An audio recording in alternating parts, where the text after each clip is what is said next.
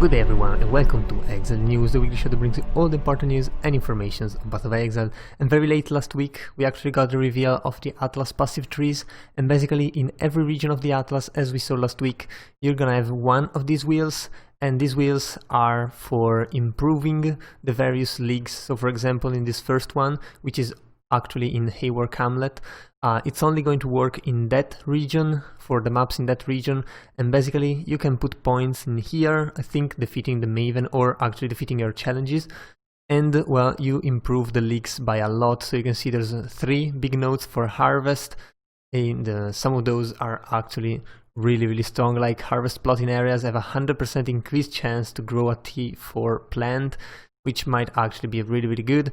Some other leagues are not as good, like for example, Beyond only has 2 nodes, which might not be lesser or lower level in power, but they are definitely fewer in number, so probably not the best region to actually go for Beyond. So just check this out, check all those wheels and see what region you want to play, if you just like one specific league to play. Otherwise, just do them all and become pretty much a god, I guess. Also, some of the regions don't have a specific league, and I don't know if GGG actually thought of these specifically or just decided that moving them randomly between each league will actually add a new way of playing maps rather than just shuffling the maps every time, but we'll have to see about that, I guess. Also, of course, you can play in private leagues now, so they are available, and if you haven't had the chance to play or create your own league, you can definitely do so right now.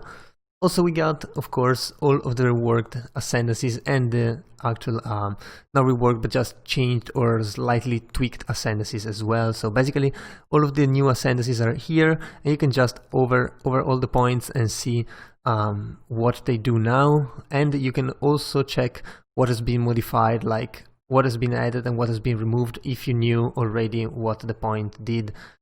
For the most part, it's pretty nice, and there's actually a lot of things, especially a lot of juggling between the power of the smaller nodes here. So yeah, it's a lot of stuff, and if you want to know something specific, I definitely recommend Ctrl F and search the thing that you want. Otherwise, GG also came at us with a bit of clarifying of these ascendancy changes, where basically people were a bit baffled about some of those, and what GG said is that they wanted to provide ways for players to specialize their characters even further, and dropping some of the stats which became meaningless over time or didn't provide any identity to players' build and were basically filler stats. So they kind of removed those, especially again on the smaller nodes. And then they try to streamline many of the passive trees, making them much simpler but more powerful and more identifiable. So I think it's an interesting stuff. Some of the classes were definitely buffed and are definitely very interesting. Some are, I don't know, I'm sure people will find a way to make everything overpowered as usual. Also, we got the full official reveal of the Zizran's Maven event, which basically is a kill Maven event actually. And you can see there's a lot of prizes, and then there's randomly drawn microtransactions prizes, and well, there's a lot of stuff. If you care about these, if you want, you can definitely participate. I'm pretty sure today we got the first Cyrus A4 or A8 actually kill, well, which I guess brings it closer to the Maven kill, I guess. Again, not sure how to actually spawn the Maven, but hopefully it's gonna be interesting, and hopefully it's gonna be a very nice fight, since it's designed to be staying for actually quite a while. Also, we got obviously the patch notes and the item filters and passive tree information, so if you're using POB for making your builds, you can definitely update that to the latest values. If you're doing your own item filters, you can see all of the new things that you care about. There's also a very nice map here, which looks really good, and all of the other informations. Again, if you're looking for something specific in the patch notes, I highly recommend to search the page, because it's quite long, even though not as much as some of the latest ones, but still it's pretty damn long. So yeah, if you don't really have the time to do so, just do a search. And we also got all of the gems like level 20 with 20% quality, and you can see the newest one first, like the Hydrosphere and the Trinity support, and you can also see what the quality do. So for the normal one, for example, it does increase pulse frequency, and then there's anomalous and a divergent, just in case you actually like to play heist and want to get any of those, or even if you want to buy any of those, I guess. There's also all of the changes that have been modified, and well, as you can see, it's actually a lot.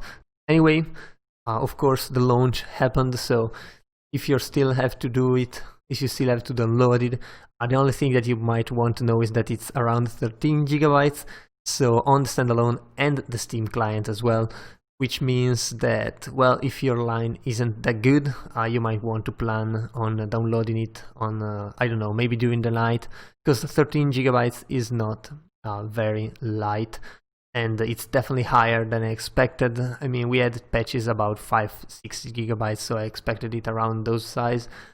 This is definitely very, very big. Also, a new tech for streaming texture should have come with it, and personally I'm not liking it too much right now. It feels like the game is a little bit choppier than it used to be. Maybe it's just the beginning, but hopefully they'll get it running a little bit better, because it feels like it's slower than it was before.